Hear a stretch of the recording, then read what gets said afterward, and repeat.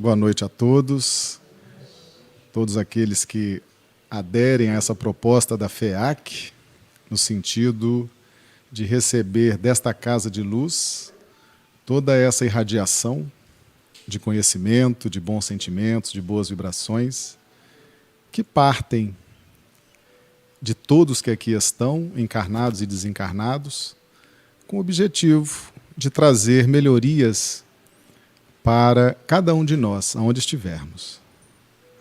Em cada ponto deste planeta, dessa escola abençoada, há sempre um coração sedento de luz, de conhecimento, de esperança, e é com muita alegria que nós, atendendo ao convite dos amigos desta casa, temos hoje a oportunidade de estar aqui. Nos foi proposto um tema muito instigante, um verdadeiro desafio, falar sobre o martírio de Basílio. Dentre os mártires do cristianismo, que são vários, são inúmeros, Basílio nos chama a atenção porque ele está presente conosco hoje, desencarnado, o Espírito Emmanuel. Uma das encarnações de Emmanuel é justamente Basílio. E este Espírito nos traz, nos revela toda uma trajetória empreendida por ele e por um grupo de espíritos valorosos no sentido do autoaprimoramento e da colaboração com Cristo na difusão da Boa Nova. Então, realmente, nós rogamos que Jesus nos abençoe e nos inspire para que possamos levar adiante tamanha responsabilidade. E com bastante alegria aceitamos esse desafio, né? Quando nós falamos dos mártires, quando nós falamos de sacrifícios, nós precisamos relembrar que o Espírito, com suas duas asas que o impulsionam, o intelecto e o sentimento, ele precisa de um ponto de equilíbrio para que a evolução se dê de uma forma harmoniosa. Nós tivemos um exemplo muito marcante entre nós, já fartamente estudado, divulgado, de espíritos que se dedicaram muito à evolução do intelecto e se preocuparam um pouco com a evolução do sentimento. Isso gerou para esses espíritos a necessidade de recapitular experiências justamente nessa área que estava defasada. Mas isso se dá dentro de circunstâncias que não são, muitas vezes, as mais agradáveis. E podemos afirmar com segurança que são circunstâncias até constrangedoras, desagradáveis, que geram sofrimento, que geram restrições. E assim nós temos um contingente de milhões de espíritos que vieram da constelação do Cocheiro há milhares de anos. Um dos orbes daquela constelação atingia um ponto vibracional em que aqueles espíritos que não conseguiram atingir um determinado estado de vibração no campo do sentimento precisariam repetir as experiências no sentido de melhorar essa vibração, alcançar a evolução suficiente para equilibrar com a evolução intelectual que eles já possuíam. E esses espíritos, então, encontraram no planeta Terra, que vinha na sua evolução originária, com os espíritos que aqui faziam a sua evolução originariamente, e que atingia um ponto de evolução moral que era compatível com a evolução moral dos capelinos. Não a evolução intelectual, porque a evolução intelectual dos capelinos era uma evolução infinitamente superior. Dominava as ciências, a filosofia, as artes, o conhecimento de um modo geral. Mas a evolução moral desse contingente de capela era compatível com a evolução moral dos habitantes que faziam a sua evolução originariamente na Terra. E graças a essa sintonia, foi possível, então, receber esses espíritos nesse planeta. E com a chegada desses espíritos, eles trouxeram grandes contribuições no campo da organização, no campo dessa disposição de nomear as coisas, de ordenar o pensamento.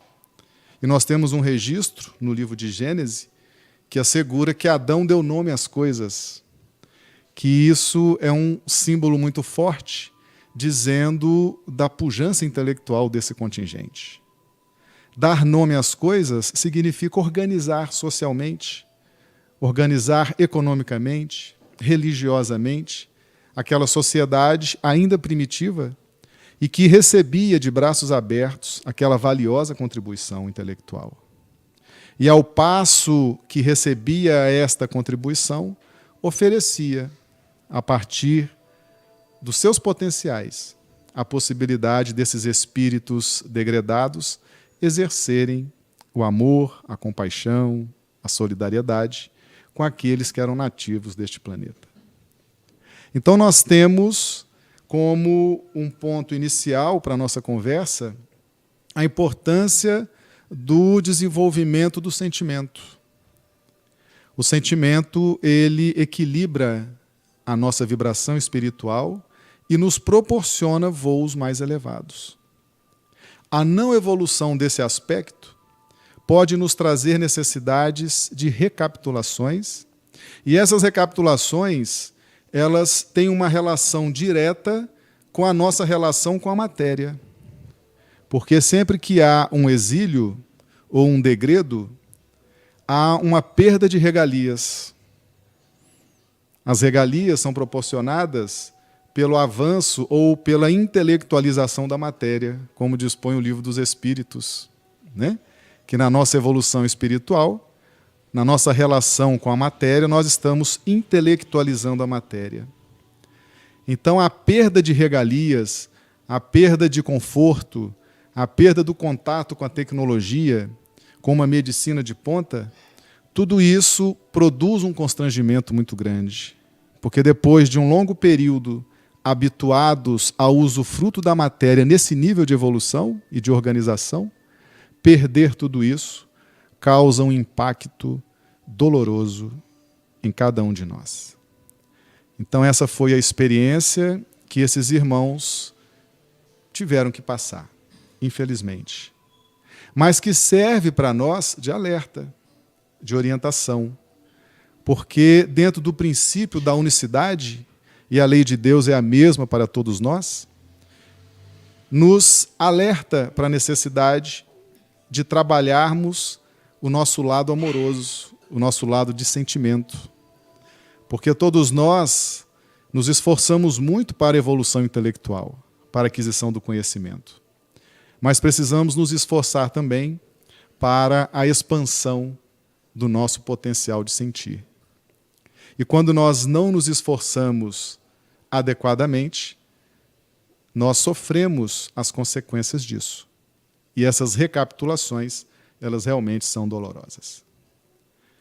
Então, partindo dessa premissa, nós vamos já visualizando a importância de uma revelação, e essa revelação apresenta o sofrimento de alguém, e apresenta, além disso, o sofrimento de um grupo, e nós começamos a nos perguntar, por quê? Qual a finalidade disso?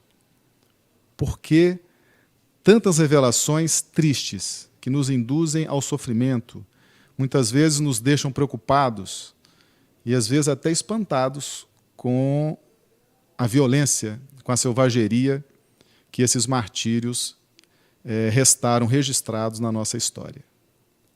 Mas isso tudo dentro de uma sequência de interpretação, de entendimento, que a doutrina espírita nos propõe a fé raciocinada, nós vamos buscando entender a finalidade de tudo isso.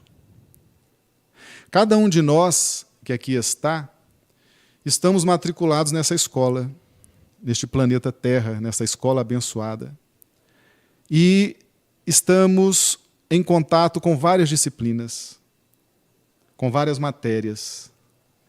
E dentre essas várias matérias, essas várias disciplinas que nós estamos aqui aprendendo, tem uma que é fundamental, que nós poderíamos dizer é a disciplina mais importante do curso, que é o amor.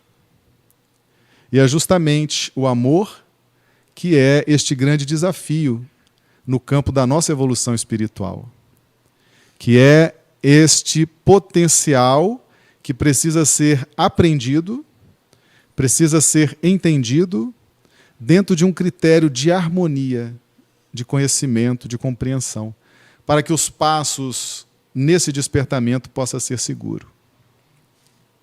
E o amor personalizado no Cristo tem uma simbologia muito importante para nós, porque Jesus sempre nos disse: eu sou o mestre. E vocês dizem que eu sou o mestre, e vocês dizem muito bem, porque realmente eu sou o mestre.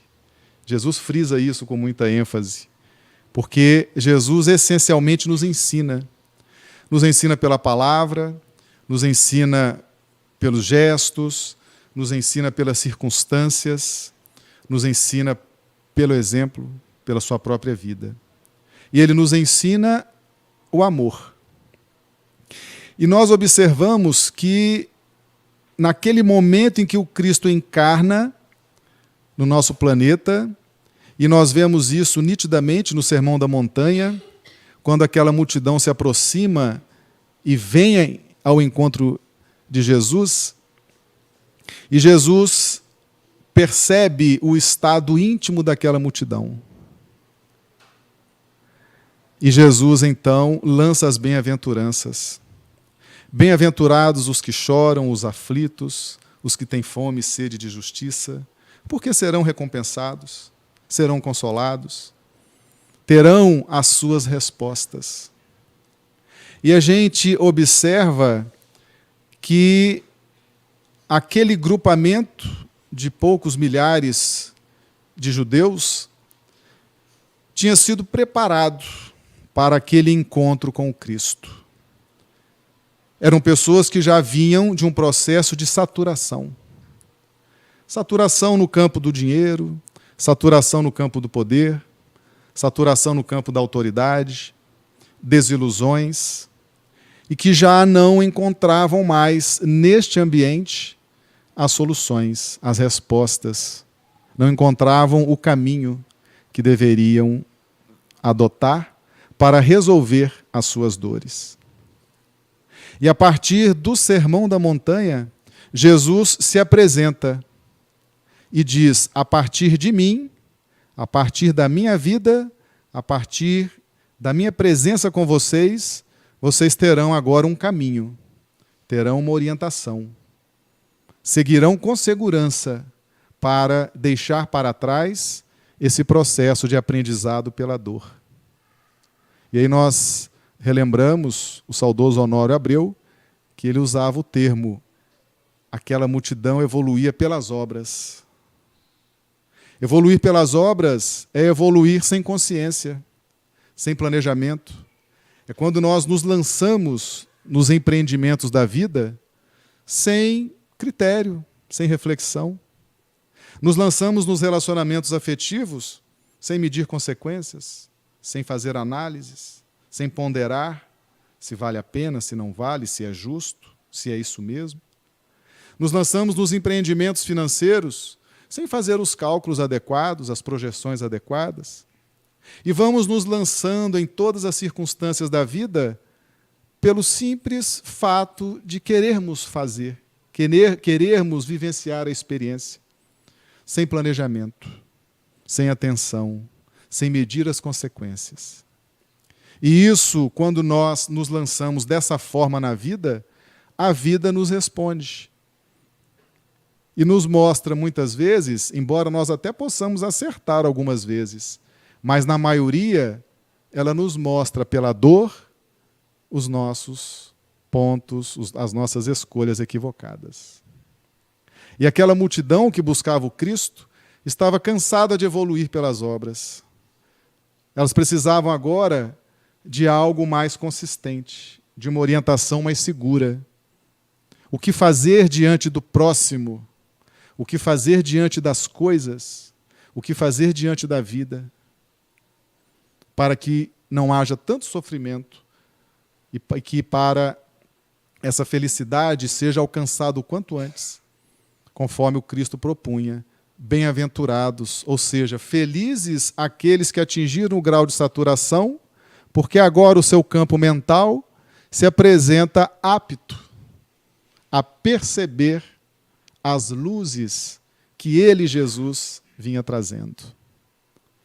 Então, é muito interessante, né? Bem-aventurados os que sofrem, os aflitos.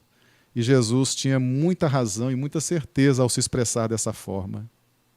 Porque naquele ponto as mentes estavam potencialmente preparadas para receber o seu influxo de amor.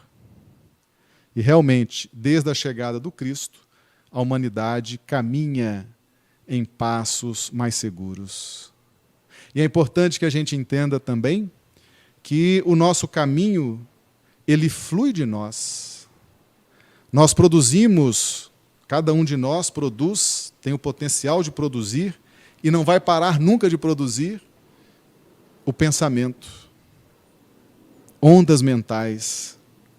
Quando nós pensamos e lançamos a onda mental no fluido cósmico universal, nós traçamos uma linha de conduta. E é em cima do que pensamos, do que sentimos, que é lançada essa onda mental, e isso tudo está recheando essa onda mental, e nós vamos caminhar a partir desses desejos, dessas aspirações, e vamos recebendo da vida as respostas, a partir das nossas elaborações. Então, a forma como sentimos, a forma como pensamos, determina a nossa felicidade, a nossa paz ou a nossa intranquilidade. E é por isso que o Cristo nos informa com muita segurança: eu sou o caminho. Então, quando ele diz que ele é o caminho, ele está dizendo foco, sentimento naquilo que eu estou ensinando, naquilo que eu estou dando de exemplo, para que o caminho de vocês seja um caminho mais harmonioso e mais feliz. Então é muito importante que a gente entenda as nossas prerrogativas.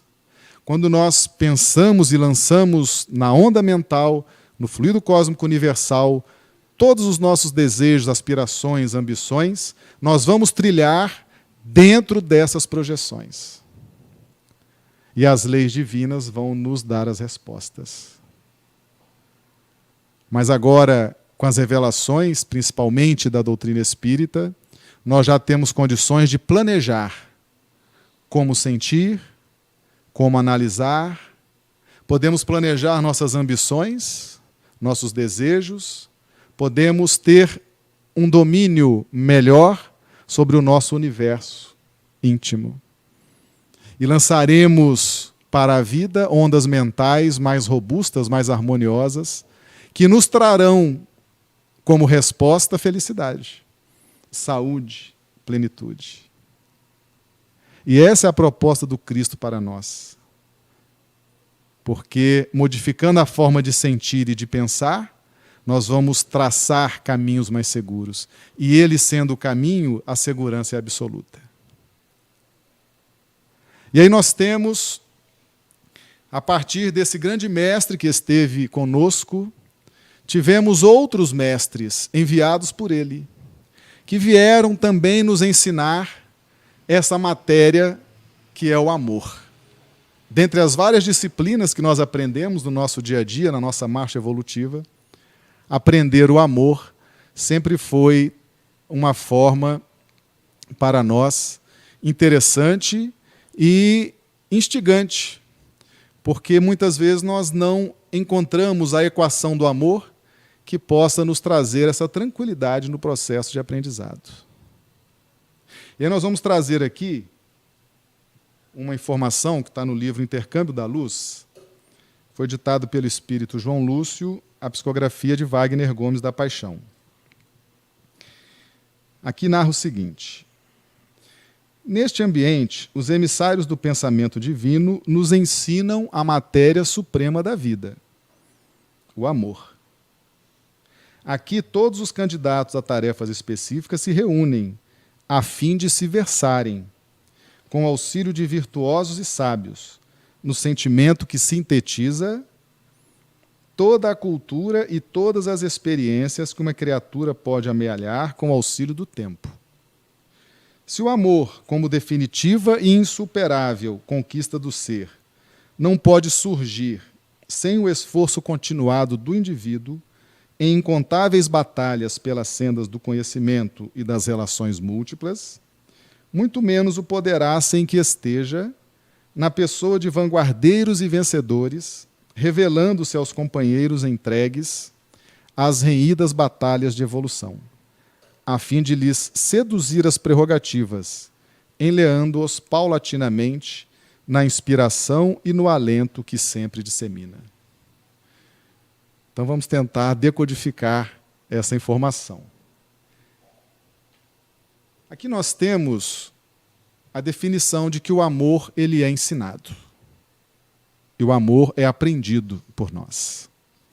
Então, é algo que já nos liga as nossas antenas. Porque se há uma disciplina, existe uma metodologia. Se alguém tem o dever de nos ensinar o amor, como, por exemplo, é um dever do Cristo, como governador espiritual, ensinar. Como é um dever nosso, na condição de alunos, aprender. E como que o Cristo nos ensina essa matéria suprema da vida? Existe uma forma de ensinar o amor. Primeiro, é preciso contar com o tempo. O tempo. O tempo é um grande aliado. Contando com o tempo, nós já podemos eliminar ou já não temos mais o direito de ficarmos ansiosos. Aliás, o espírita, se tem alguém que não tem o direito de ficar ansioso, é o espírita, em razão dos conhecimentos que detém sobre a imortalidade da alma. Então, a partir do momento em que o tempo é um ingrediente para o aprendizado do amor, nós já podemos eliminar a ansiedade.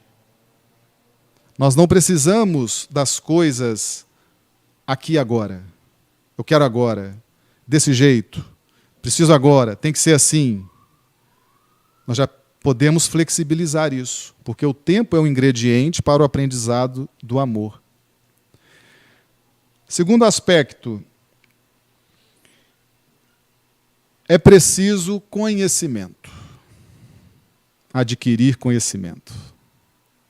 O amor, ele desperta em nós a partir da aquisição do conhecimento. Porque o amor é síntese.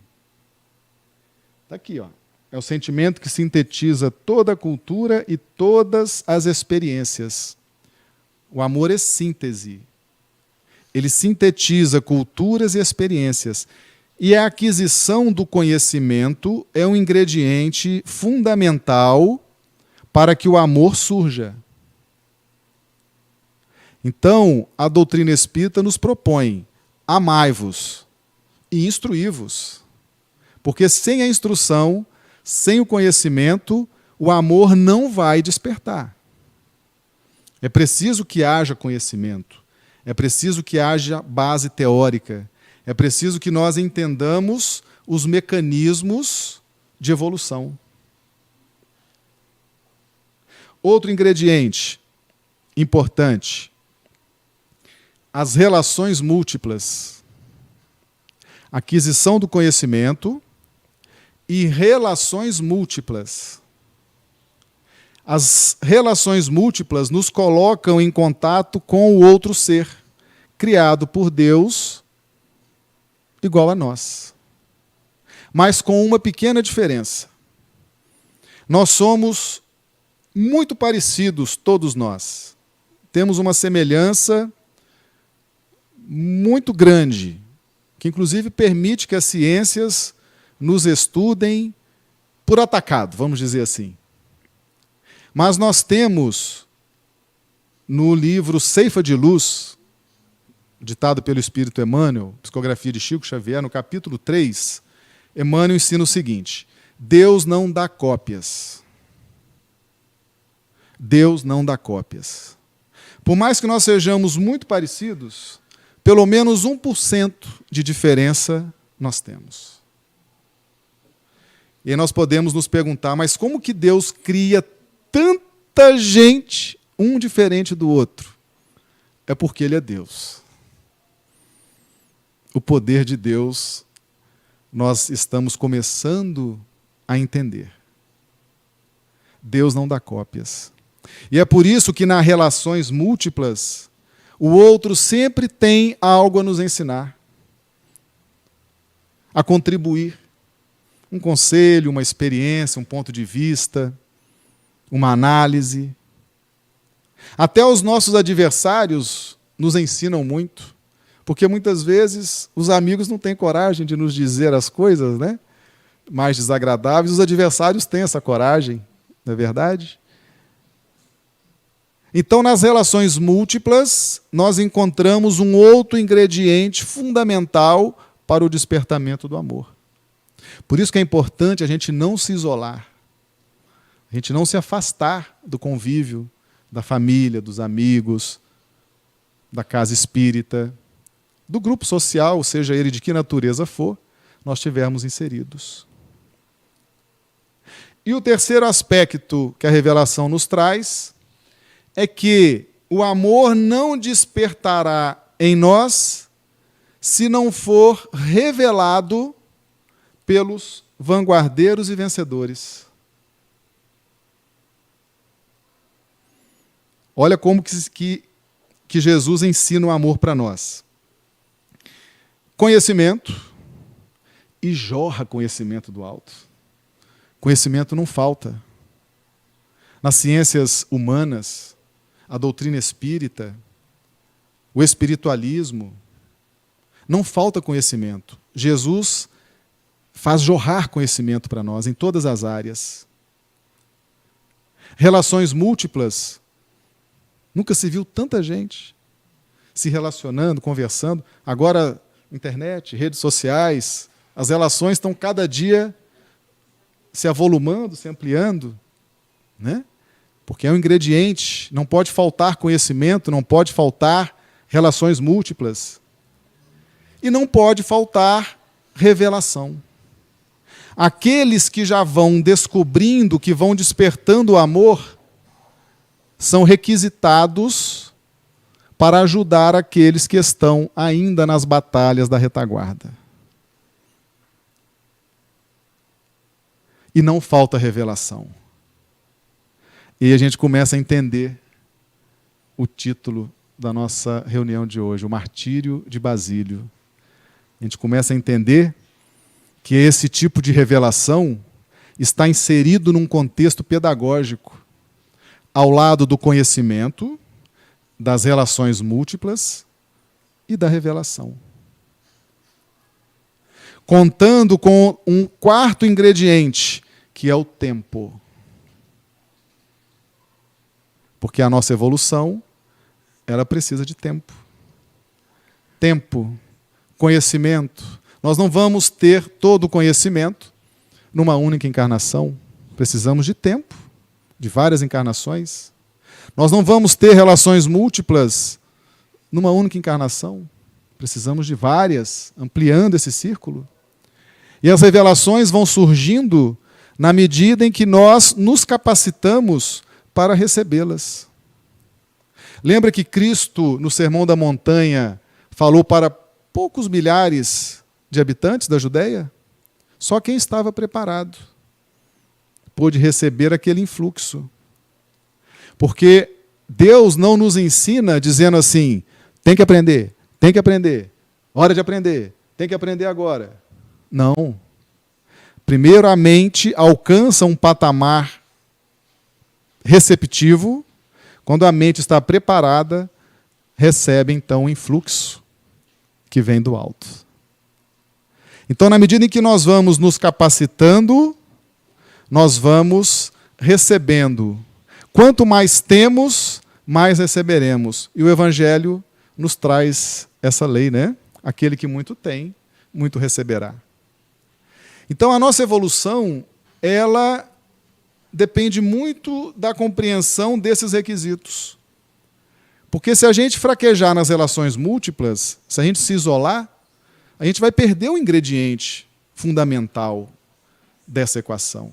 Se a gente não estudar, não se esforçar para o estudo, e aí a gente observa e temos certeza, no caso dos que estão aqui presentes, o esforço que foi feito para que vocês estivessem aqui, né?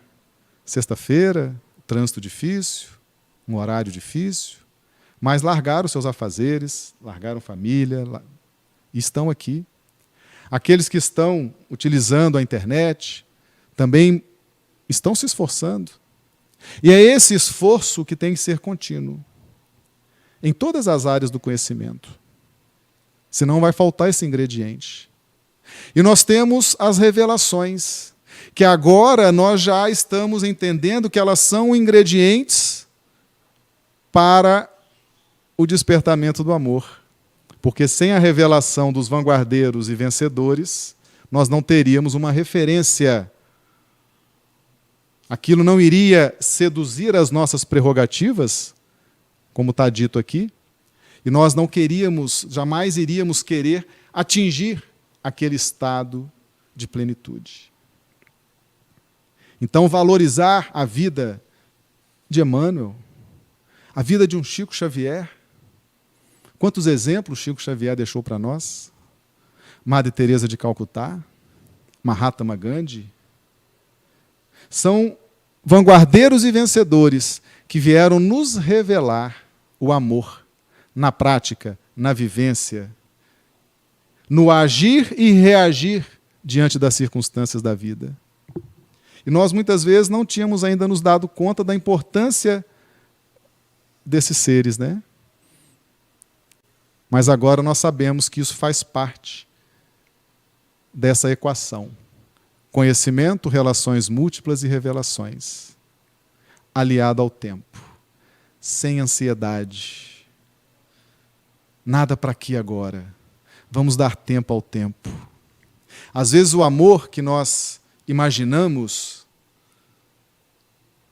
viver aquele grande amor, talvez o amor esteja se apresentando para nós na faceta de renúncia, de perdão, de tolerância.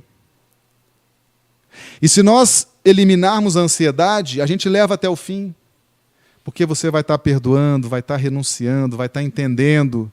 Fala, puxa vida, nessa vida eu estou colhendo o que plantei no meu pretérito. Mas eu tenho certeza que quando pagar o último ceitil, dali eu sairei e poderei viver uma nova circunstância do amor. Talvez não mais o amor renúncio, o amor dor, o amor sacrifício, mas o amor num grau de plenitude. Então o amor ele tem vários ângulos. Talvez o ângulo que nós estejamos vivendo na presente encarnação seja o ângulo da renúncia. E aí é importante ter a noção de tempo. Eu não preciso ficar ansioso. Eu não preciso aqui agora. Eu preciso contar com o tempo. Vou estudar mais, me relacionar, observar os vanguardeiros e vencedores e trazer isso para a minha forma de agir e reagir. Então nós temos, a partir dessa equação do amor, um clareamento para que a gente possa projetar, planejar a nossa onda mental, os caminhos que vamos percorrer na busca da harmonia e da felicidade. Na aquisição do conhecimento, como que nós vamos adquirir conhecimento? É só estudando, abrindo os livros, pesquisando? Nós temos uma outra equação para o conhecimento, também no livro Intercâmbio da Luz, ditado pelo Espírito João Luz, psicografia de Wagner Paixão. Conhecimento sem aplicação que represente acrisolamento íntimo simboliza carga elétrica sem contenção, sem beneficiamento. É o que mais encontramos no mundo, gerando instabilidades e choques nas relações entre os encarnados. o que pede para a devida harmonização uma dose substancial de magnetismo polarizador. Mas este recurso não se desenvolve sem meditação e interiorização do que geralmente ouvimos, lemos, vemos e depreendemos dos outros, das coisas e da vida. O conhecimento, ele tem 3 fontes seguras de conhecimento: pessoas, coisas, a matéria e a vida. A partir do momento em que nós entendermos que das pessoas flui conhecimento, da matéria flui conhecimento e das circunstâncias da vida flui conhecimento, nós passaremos a ficar mais atentos na nossa própria vida. Porque o outro é fonte de conhecimento. A matéria, nós conhecemos a matéria é fonte de conhecimento. As circunstâncias da vida, às vezes nós fazemos um planejamento e dá tudo diferente do que a gente planejou. Por que será? Existe uma mensagem para nós nessa circunstância que deu certo ou que não deu certo. Nós precisamos estar atentos, observando pessoas, coisas e as circunstâncias da vida. Todo conhecimento que chega até nós, ele se aloja no nosso campo mental. O nosso campo mental, ele absorve aquilo que vem do outro, da matéria e das circunstâncias da vida. E produz luz. Conhecimento produz luz. E essa luz fica no nosso campo mental. Mas essa luz não é a luz definitiva. Ela precisa ser beneficiada. Ela precisa ser trabalhada. Essa luz oriunda do conhecimento, ela precisa ser introjetada nas nossas possibilidades, nos nossos aparatos relacionados ao sentimento. E como que isso é feito? Pela meditação e pela interiorização.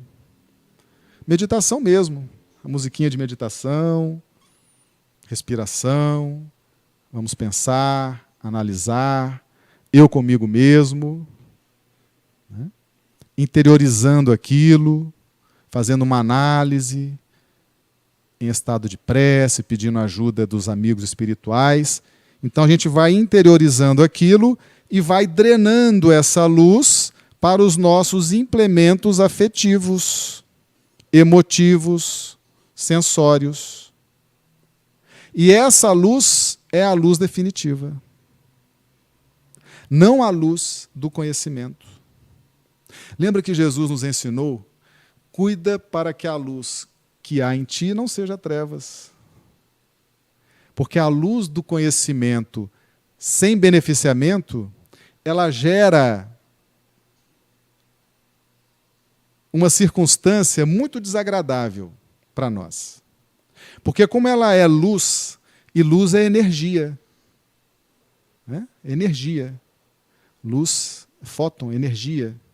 Essa energia, se ela fica armazenada no nosso campo mental e não é drenada para o nosso universo íntimo, os nossos sentimentos, nossas emoções, ela começa a gerar em nós um diagnóstico até fácil da gente visualizar. A gente começa a ter atrito com as pessoas. Quanto mais conhecimento, quanto mais informação, sem beneficiamento, mais atrito. Porque nós começamos a racionalizar com o outro toda manifestação de ação e reação. A gente racionaliza, a gente calcula, fruto dessa luz relativa que está alojada no nosso campo mental. Ela é luz, mas ela precisa ser interiorizada. Então, muitas vezes, nós temos muito conhecimento, estudamos a doutrina espírita, estudamos ciências, estudamos vários outros assuntos, mas temos uma dificuldade enorme na relação com o próximo. Às vezes a gente não consegue entender por quê, né? É por causa disso. É porque está faltando meditação, está faltando interiorização. É uma questão física.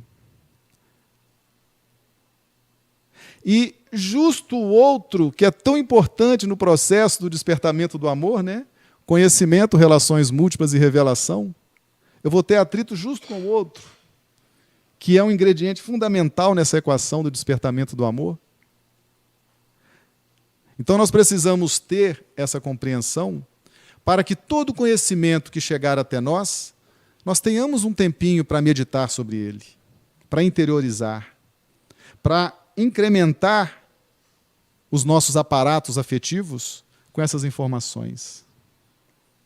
Para que a gente possa fazer com que a luz do sentimento seja a luz realmente que possa brilhar e irradiar de nós. E é importante que a gente tenha essa equação em mente. Nós temos um exemplo muito importante da aplicação prática dessa equação.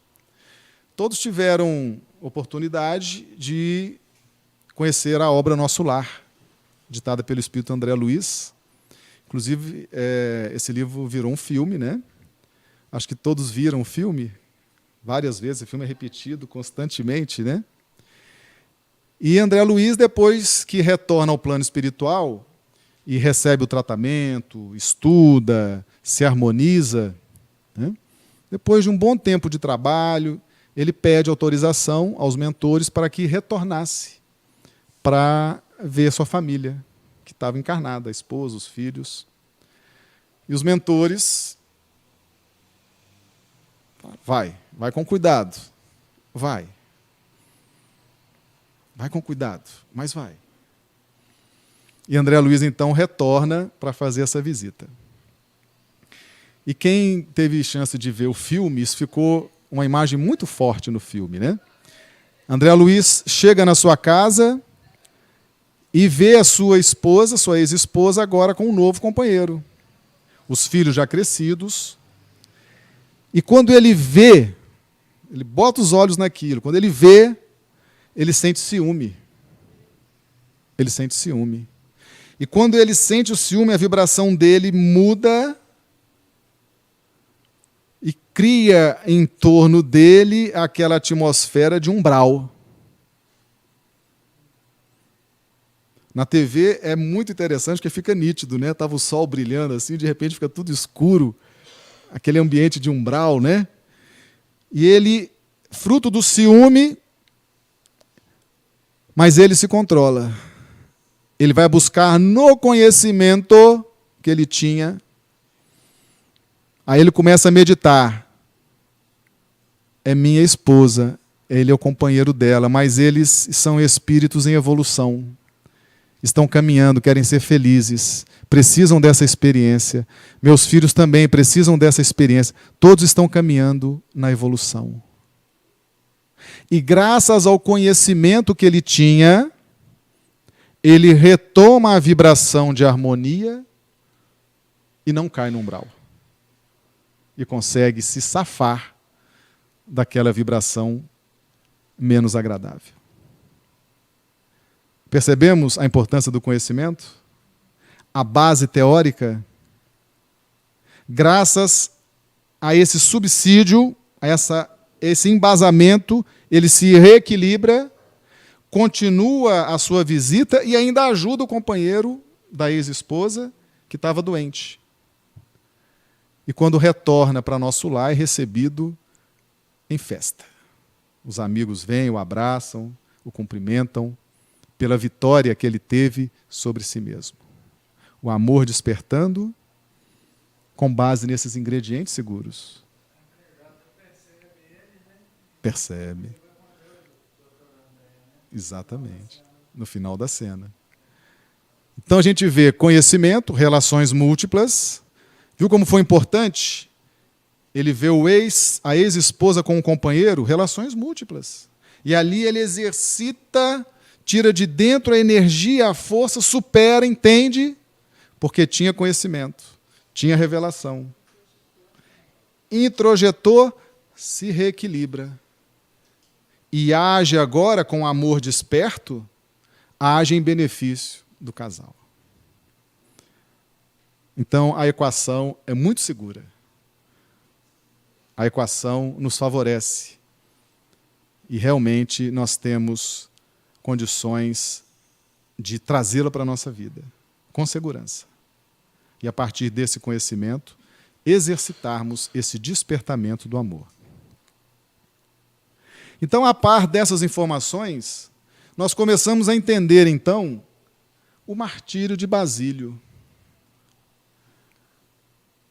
onde nós poderíamos tranquilamente encaixar no campo das revelações.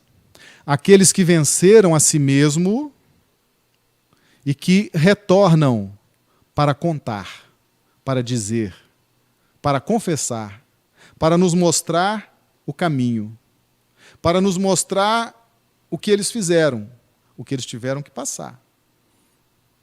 Está no campo das revelações. A gente soma a essas revelações as relações múltiplas e o conhecimento, e eliminamos a ansiedade porque contamos com o tempo a nosso favor, nós somos fortes candidatos a despertarmos o amor com uma vibração forte, harmoniosa e segura.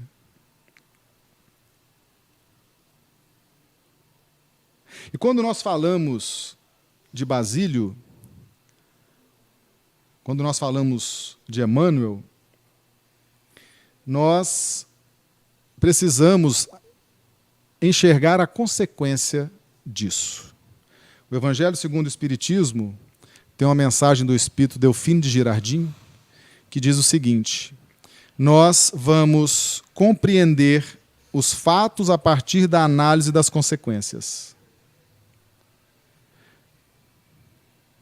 Então, nós vamos ver o fato. Nós vamos aqui agora narrar o martírio de Basílio.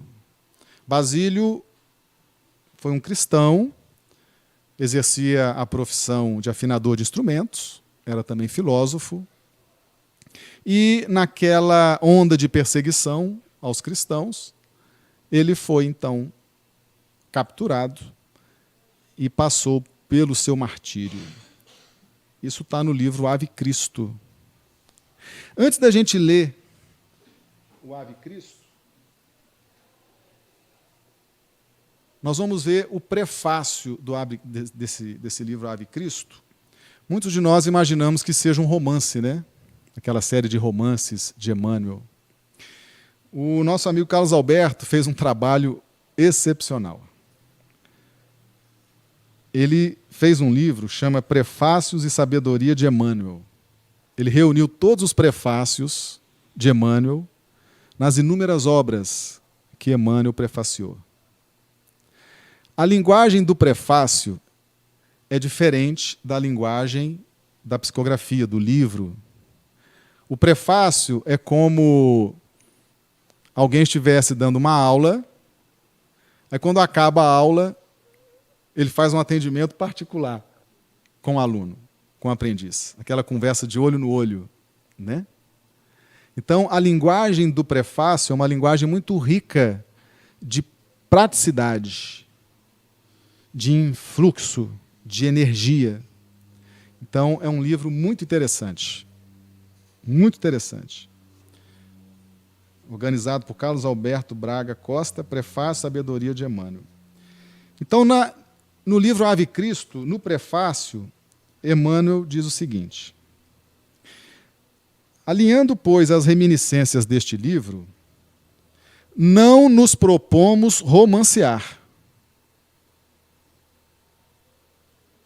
fazer literatura de ficção. Não é romance, não é ficção.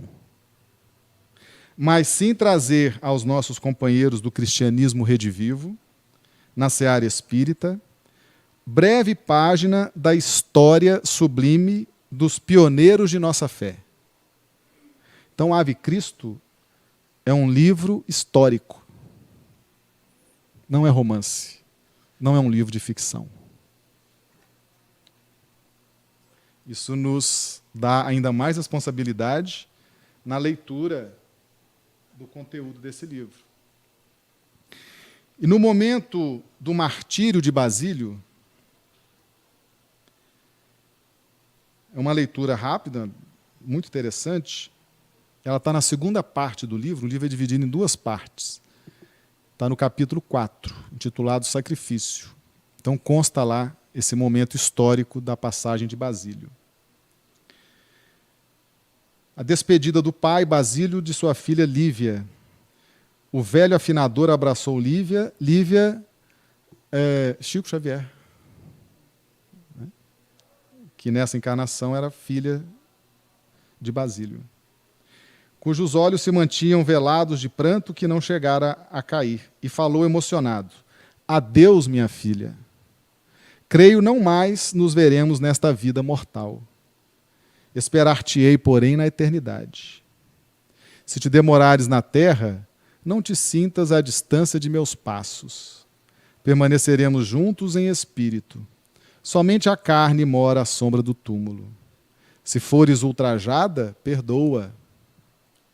O progresso do mundo é feito com o suor dos que padecem, e a justiça entre os homens é um santuário, levantado pela dor dos vencidos. Então, Emmanuel despedindo de Chico. Basílio despedindo de Lívia.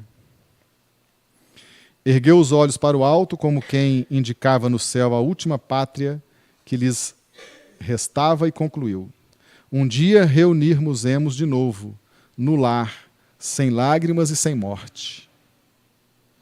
O delegado imperial esboçou uma carranca de descontentamento e, fixando Basílio, inquiriu: e vós, que dizeis?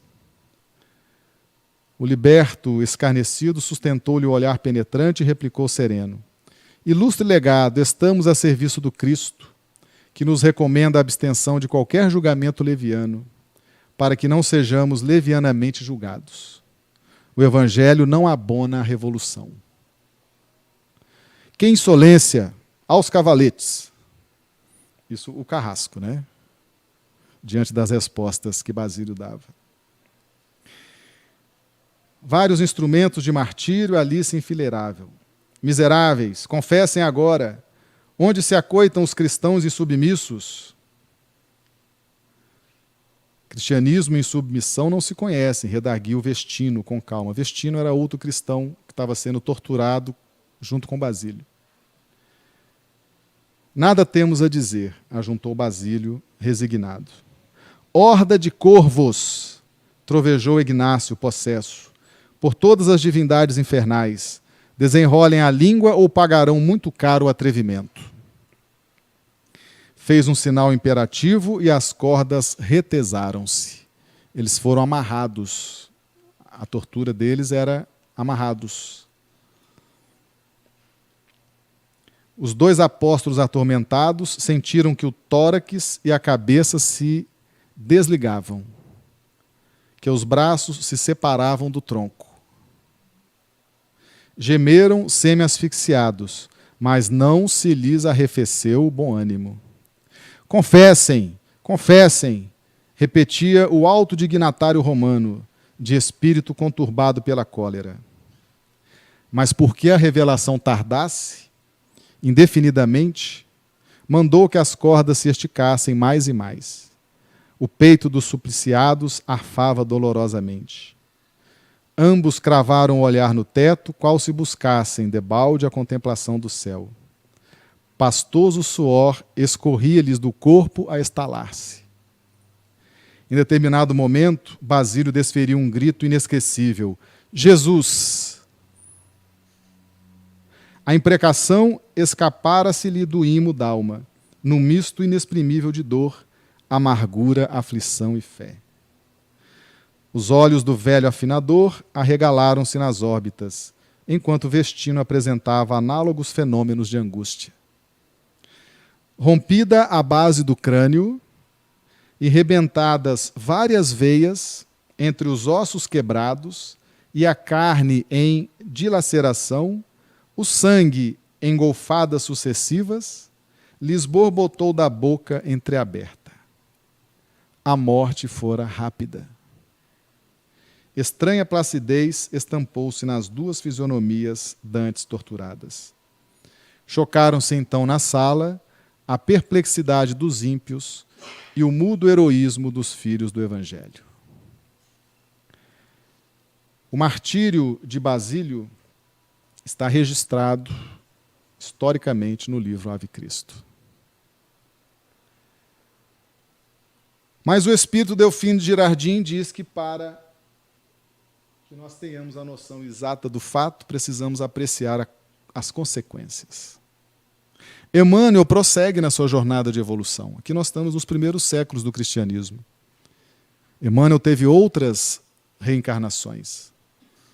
Uma delas como Padre Manuel da Nóbrega, e outras tantas, sempre voltado para a arte de educar. E nós temos também revelado a nós, por dois espíritos, as consequências dessa sequência de entregas, de martírios, de testemunhos de Basílio, de Emmanuel. A primeira delas, também no livro Intercâmbio da Luz. O espírito Irmã Altina é uma orientadora espiritual da colônia Novos Horizontes. Diz o seguinte: quando o mais alto delineou a tarefa que seria confiada de modo especial ao espírito Emmanuel, com apoio de uma pleiade de entidades nobres, para fecundo surto de espiritualidade em favor do Brasil, houve uma ordenação de forças dispostas por todo o estado de Minas Gerais. E foi decidido em conjunto, sob a tutela do Senhor, que Novos Horizontes surgiria para centralizar a direção geral dos serviços evangélicos e evolutivos na região. A tarefa que seria confiada de modo especial ao espírito Emmanuel, com o apoio de uma pleiade de entidades nobres.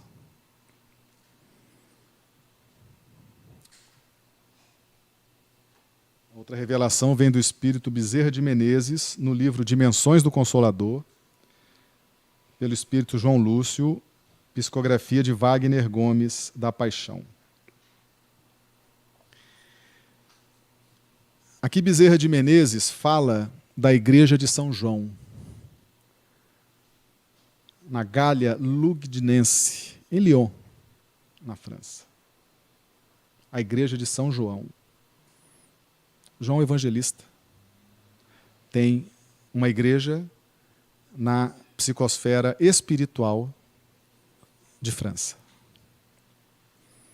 Essa igreja foi montada antes mesmo da vinda do Cristo. Aqui, isso Bezerra de Menezes falando, aqui, onde o Senhor autorizou germinar uma de suas mais poderosas frentes de trabalho pela legítima compreensão do seu evangelho. Um cortejo de leais candidatos à iluminação encontrou libertação em Cristo.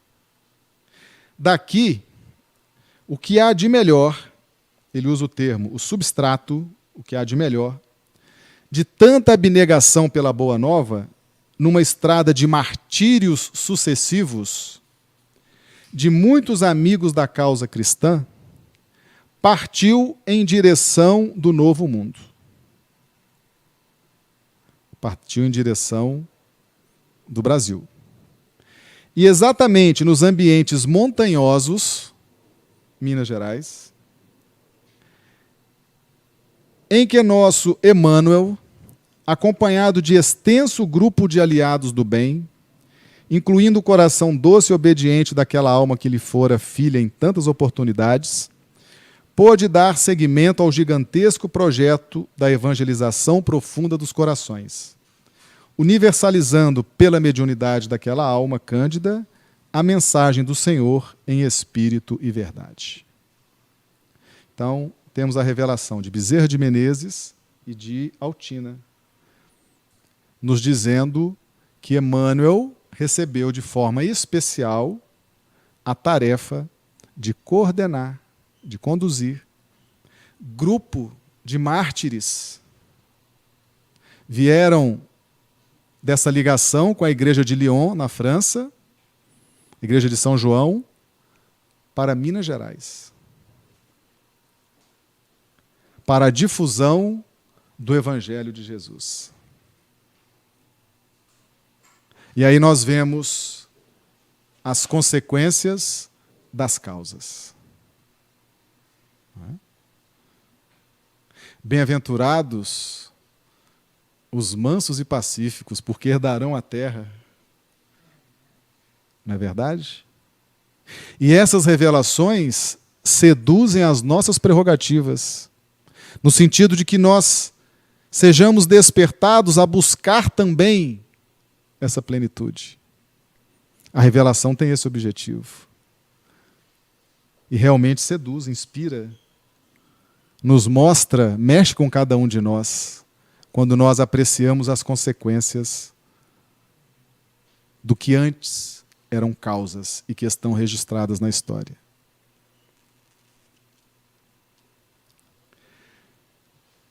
Então, cientes da importância que hoje Emmanuel tem, cientes da importância das revelações, nós passaremos a apreciar todos os martírios, que são inúmeros. O livro Ave Cristo traz vários. Outros livros de Emmanuel também trazem a história de mártires. E todo esse grupo de mártires, de vanguardeiros e vencedores, são requisitados pelo Cristo para os trabalhos de revelação, com o objetivo de seduzir as prerrogativas espirituais de cada um de nós, para que, paulatinamente, nós vamos nos contagiando com essa luz e vamos entendendo que, muitas vezes, precisamos renunciar a nós próprios, aquilo que queremos, aquilo que desejamos, renunciar ao personalismo, para que possamos entrar em sintonia com a faixa crística do nosso universo íntimo. E como isso é consolador, porque muitos de nós estamos realmente em faixas de renúncia. Nós não seremos mais jogados aos leões, amarrados em postes, incendiados. As leis não permitem isso mais. O progresso da civilização não permite isso mais. Mas temos as nossas renúncias íntimas, que sabemos que estamos fazendo. Temos o nosso processo de despersonalizar. E esse processo ele é muito interessante. E nós precisamos contar com o tempo, sem ansiedades. Eu vejo o Espírito Emmanuel, também nesse livro, do nosso amigo Carlos Alberto, Prefácio à Sabedoria de Emmanuel, dizendo que ele foi dado a ele a oportunidade, Jesus deu a ele a oportunidade de reencarnar no Brasil. O Brasil tinha acabado de ser descoberto. Era floresta, era mata. Só existia o indígena nativo e os degredados, que eram os colonizadores. Todos os indígenas precisando de auxílio, de orientação, os colonizadores aflitos. E foi dado a Emmanuel a oportunidade de vir para este ambiente, trabalhar pelo Cristo. E ele mesmo diz que eu havia abandonado o corpo físico em dolorosos compromissos no século XV, na Península, onde nos devotávamos ao creu morre. Fase difícil, né? Da religiosidade. O creu morre. Quando compreendi a grandeza do país que nos acolhe agora, tinha meu espírito entediado de mandar e querer sem o Cristo. Tinha meu espírito entediado de mandar e querer sem o Cristo. As experiências do dinheiro e da autoridade me haviam deixado a alma em profunda exaustão. 15 séculos haviam decorrido sem que eu pudesse imolar-se por amor do Cordeiro Divino, como fizera um dia em Roma a companheira do coração. Estão percebendo? O que é o trabalho de renovação íntima? Jesus deu oportunidade, sai do ambiente da Europa e vai para o Brasil. E Emmanuel, no exercício de humildade e de confissão, tinha meu espírito entediado de mandar e querer sem o Cristo. Quantos de nós temos hoje esse perfil? Então, uma revelação como essa nos ajuda muito, mas muito, porque nos deixa muito à vontade. Porque se Emmanuel, que coordena, recebe essa delegação especial de Jesus para a difusão do Evangelho, vem nos dizer das superações que ele empreendeu em si próprio, e observando que as consequências nos mostram a importância das causas, nós vamos depreendendo com segurança que não é vergonha nenhuma a gente renunciar, a gente dar um passo atrás de vez em quando, a gente despersonalizar aquilo que temos tratado com tanto personalismo. E nós observamos que realmente não existe outro caminho. Esse é o grande ponto nuclear da revelação. O caminho é esse.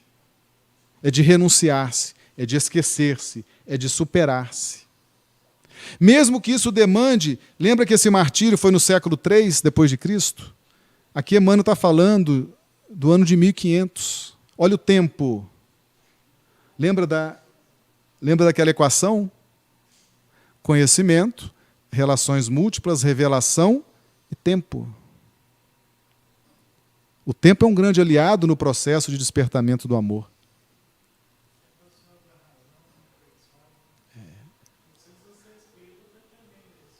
Exatamente. E aí nós vamos observando que acende uma esperança para nós.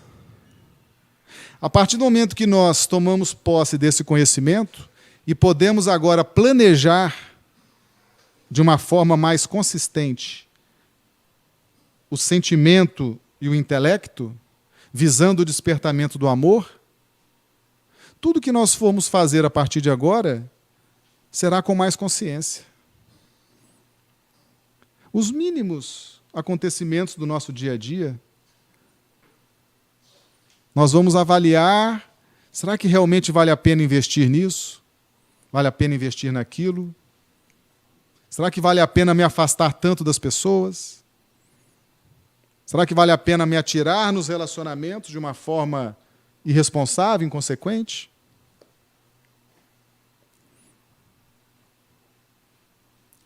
Então a gente começa a entender que o martírio de Basílio é o nosso martírio.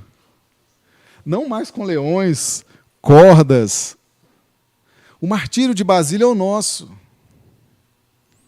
É essa nossa afirmação pessoal de que queremos cristianizar nossas faixas de sentimento e pensamento. Queremos melhorar o nosso padrão vibratório e temos a referência para isso, que é o Cristo. O martírio dele é o nosso martírio, é a nossa vida. E muitas vezes vem aquela tortura psicológica, aquela dor, aquela inconformação, aquela revolta. Esse é o nosso martírio. Mas existe uma consequência para aquele que atravessa o martírio com sabedoria, com fé, com determinação. E nós analisamos aqui hoje as consequências. E é a partir da análise das causas e das consequências que nós possamos agora mudar a nossa onda mental para trilhar caminhos onde não mais aprenderemos tão somente pelo efeito correcional da lei de causa e efeito, mas que tenhamos também o efeito recompensatório pelo nosso alinhamento com as leis divinas. Então, cada um de nós está vivendo o seu martírio. E isso, se for bem compreendido, se for bem suportado, se for bem entendido, pode nos trazer grandes benefícios. O livro Ave Cristo traz vários contextos de dificuldade de relações afetivas. Relações homem e mulher, relações de afetividade. E vários dos martírios nas outras obras também estão relacionadas nesse contexto. E Emmanuel, no livro Vida e Sexo, traz também que um dos maiores problemas hoje que aflige a humanidade está relacionado à área afetiva. E muitas vezes isso decorre pelo nosso pouco esforço no sentido de compreender a matéria. Porque nós estamos ocupando um corpo físico que nós muitas vezes não compreendemos que ao influxo do espírito que habita esse corpo, há um acionamento de glândulas que geram hormônios, que geram consequências. Porque o corpo físico está ligado, molécula a molécula, célula a célula, ao corpo espiritual, que está ligado ao espírito. E numa análise rápida sobre as questões da matéria, lembra que as fontes do conhecimento, pessoas, coisas, circunstâncias da vida. Então nós vamos aqui abrir um parêntese nessa questão envolvendo coisas, matéria, para a gente fazer uma rápida análise de que a matéria é fonte de conhecimento. Que se ela for bem compreendida, ela pode ser um instrumento que nos auxilia à evolução.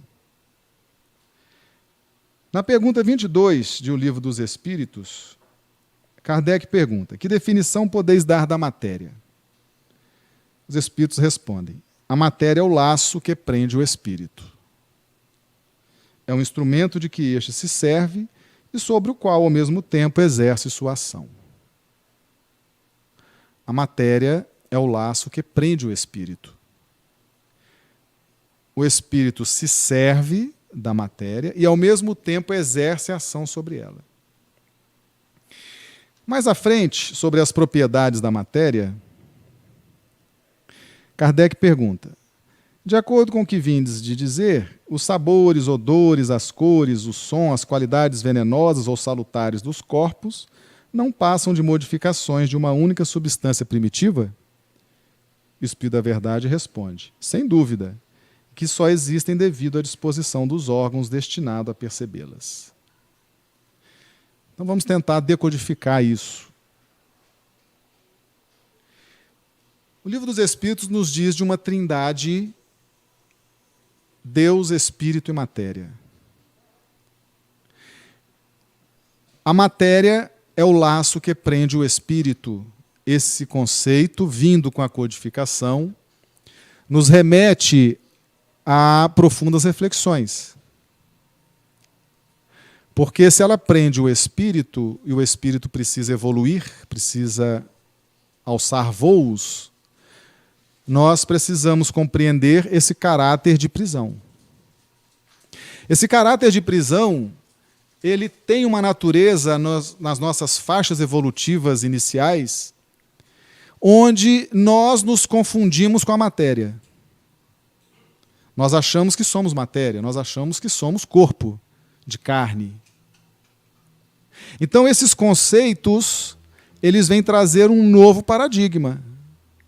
É o laço que prende o espírito. É o instrumento do qual o espírito se serve e sobre o qual ele age. Então, quando nós estamos encarnados, nós estamos nos servindo deste corpo e atuando sobre ele. No campo do relacionamento afetivo, a pergunta 939 de O Livro dos Espíritos, que fala sobre as uniões, nos traz intrigantes revelações. Quantos não são os que acreditam amar perdidamente, porque apenas julgam pelas aparências, e que, obrigados a viver com as pessoas amadas, não tardam a reconhecer que só experimentaram um encantamento material? Olha a revelação. Encantamento material. O corpo, matéria, é capaz de produzir encantamento. Lembra que a matéria é fonte de conhecimento? Temos que estudar a matéria. A matéria, corpo, produz encantamento. Não basta uma pessoa estar enamorada de outra que lhe agrada e em quem supõe belas qualidades. Vivendo realmente com ela é que poderá apreciá-la. Tanto assim que em muitas uniões, que a princípio parecem destinadas a nunca ser simpáticas, acabam os que a constituíram, depois de se haverem estudado bem e de bem se conhecerem, por votar-se reciprocamente duradouro e terno amor, porque assente na estima. Instigante isso aqui.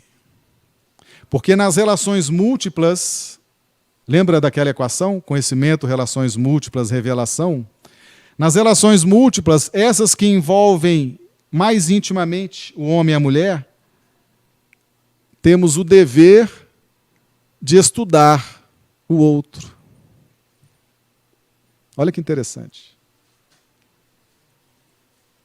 Depois de se haverem estudado bem e de bem se conhecerem. O amor exige conhecimento, não exige? Relações múltiplas, revelação. Você tem que estudar o outro, compreender o outro. É um processo de esforço ou não é? Estudo, compreensão. É esforço ou não é? É esforço. Está vendo como que o amor desperta? Você tem que estudar o outro. Lembra do componente tempo? Em um dia você consegue estudar o outro? Não. Nem a gente mesmo.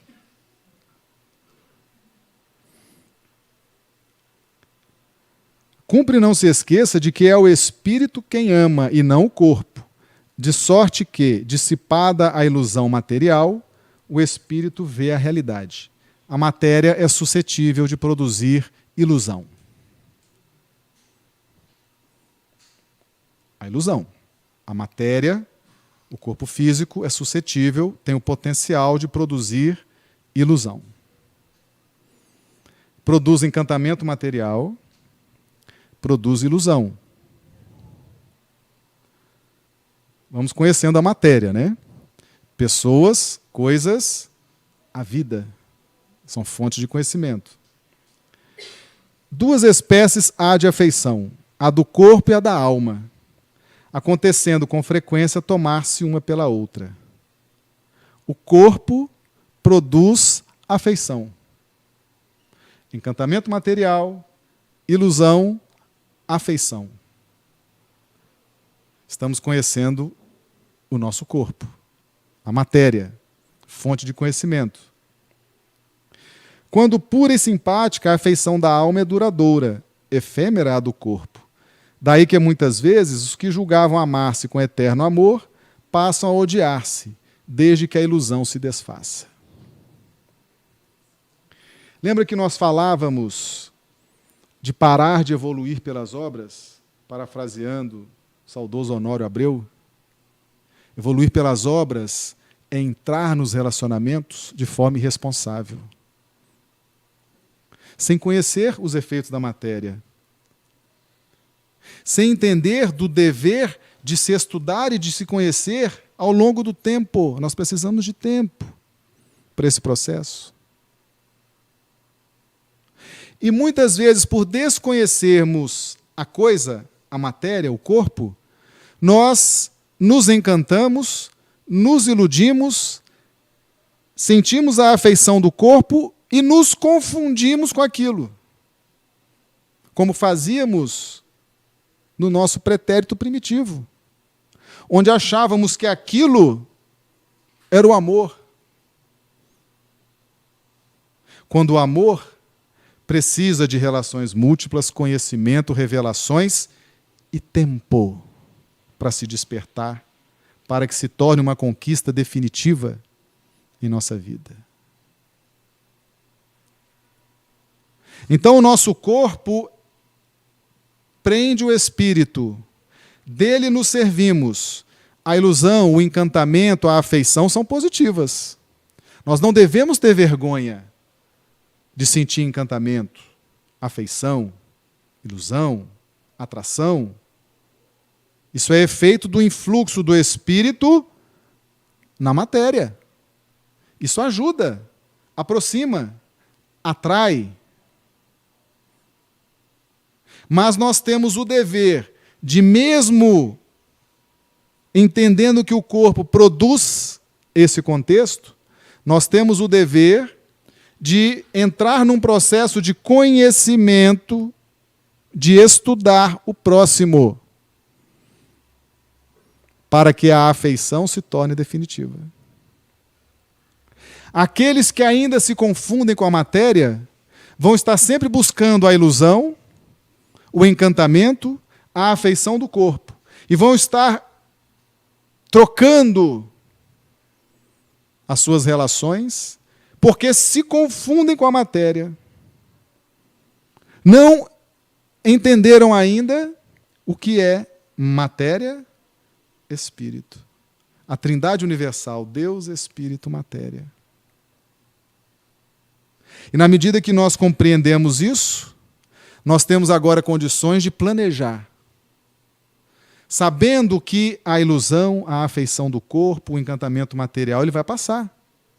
E nós precisamos rapidamente nos habilitar para estudar o outro, para conhecer o outro e considerar o tempo como um fator aliado nesse processo de despertamento do amor.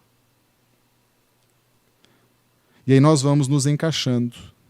Estamos aprendendo como que o conhecimento chega até nós, como ele ilumina a nossa casa mental.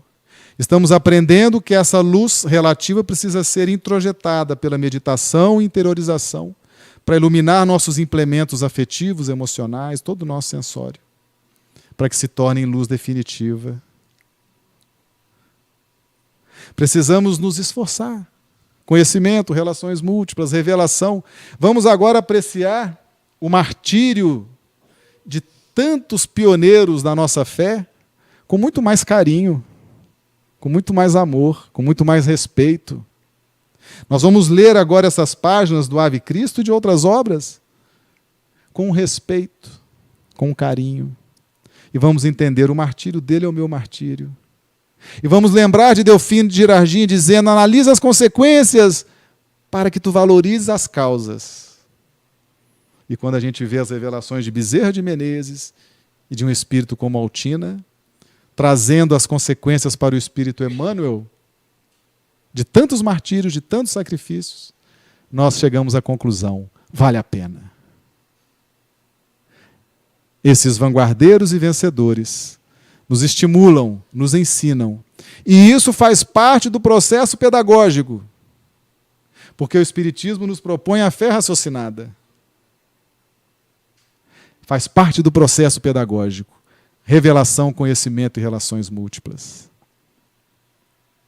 E de posse disso, nós vamos agora entender quando Cristo nos fala: bem-aventurados aqueles que estão saturados do sofrimento, porque a mente agora está apta a receber o influxo da evolução num patamar mais considerável.